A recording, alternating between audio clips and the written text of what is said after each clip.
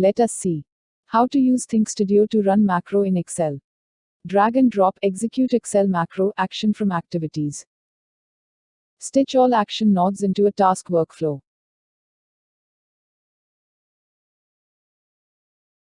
Set column index and row index property of execute Excel macro action.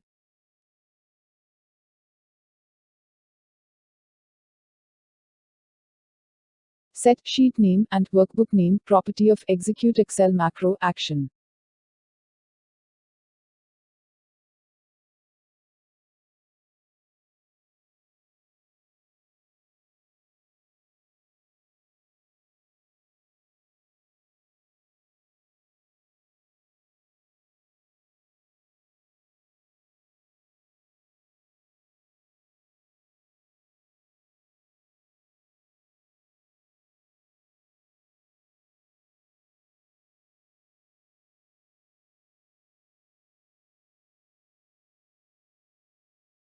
Set macro name property of execute Excel macro action.